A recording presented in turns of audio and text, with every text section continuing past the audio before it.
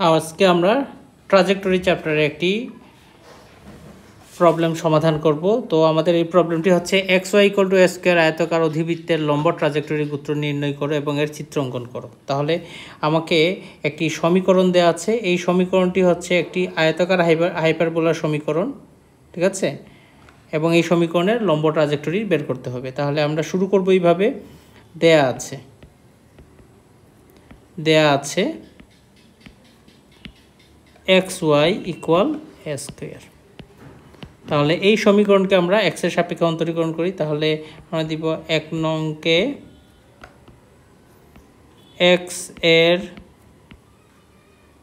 সাপেক্ষে অন্তরীকরণ করে পাই।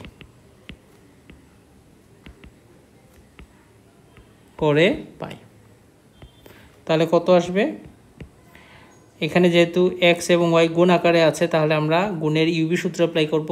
তাহলে আমি মনে করো x কে বাইরে নিয়ে আমি দিলাম dy dx, এখন y কে বাইরে নিয়ে দিলাম d dx of x equal, ডান দিকে যেহেতু ধ্রুবক আছে, ধ্রুবককে ডিফারেন্সিয়েট করলে কত হবে? 0 হবে।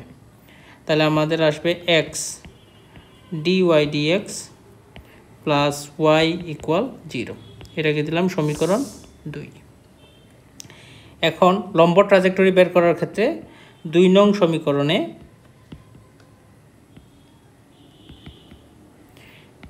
dy dx এর পরিবর্তে মাইনাস dx dy বসিয়ে পাই। আমরা লম্ব ট্রাজেক্টরি বের করার ক্ষেত্রে কার্তেশীয় আকারের সমীকরণের ক্ষেত্রে dy dx এর বদলে মাইনাস dx dy বসাবো। তাহলে সেক্ষেত্রে আমরা কি পাবো?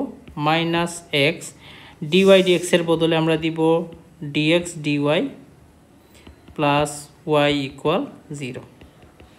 তাহলে আমরা লিখতে পারি y equal to x dx dy। আমরা যদি ভেরিয়েবল সেপারেবল করি তাহলে আমরা লিখতে পারবো এইভাবে y dx equal to y dy, sorry y dx না, y dy আমরা লিখব y dy সমান x dx, ঠিক আছে।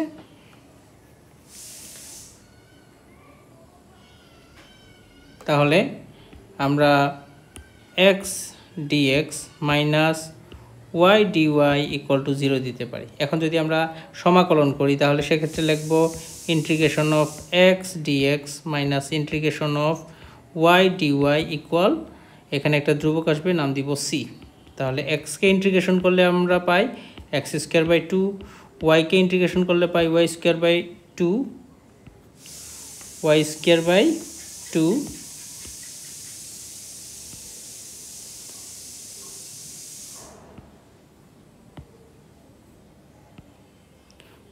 y²/2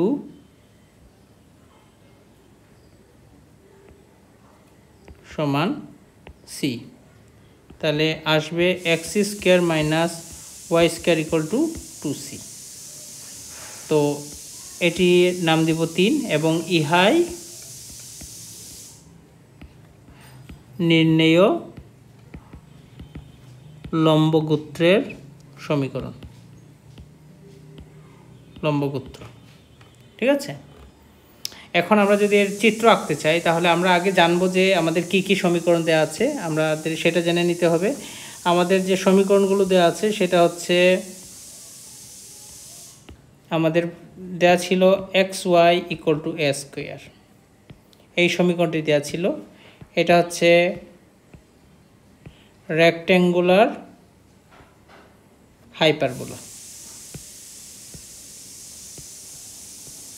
ওকে, তাহলে রেক্ট্যাঙ্গুলার হাইপারবোলার যদি আমি ছবি আঁকতে চাই, এই চিত্র আঁকতে চাই, তাহলে আমরা কি করব? প্রথমে x অক্ষ y অক্ষ আঁকবো এবং এখানে যেহেতু a স্কয়ার আছে তার মানে এটা নেগেটিভ হওয়ার কোনো সুযোগ নাই। তাহলে এই চিত্রটি ফার্স্ট কোয়াড্র্যান্ট এবং থার্ড কোয়াড্র্যান্টে হবে, ফার্স্ট কোয়াড্র্যান্ট এবং থার্ড কোয়াড্র্যান্টে হবে, কারণ ফার্স্ট কোয়াড্র্যান্টে x এবং y দুইজনেই পজিটিভ, থার্ড কোয়াড্রেন্টে এক্স নেগেটিভ ওয়াই নেগেটিভ কিন্তু তাদের গুণফল পজিটিভ। তাহলে চিত্রটি আসবে এইভাবে। আমরা রেক্ট্যাঙ্গুলার হাইপারবোলা চিত্র, এটা এক্স অক্ষ এবং ওয়াই অক্ষকে অসীমটোর ধরে আঁকতে হয়। তাহলে আমাদের চিত্রটি হবে এইভাবে। আমরা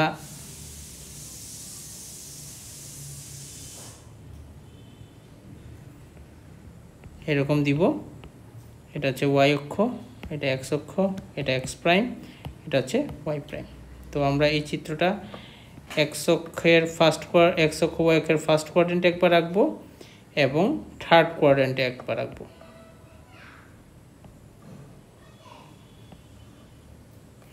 এখন আমাদের দ্বিতীয় চিত্রটি যদি আঁকতে চাই, তাহলে সেক্ষেত্রে আমাদের যে কাজটা করা লাগবে সেটা হচ্ছে এটি হচ্ছে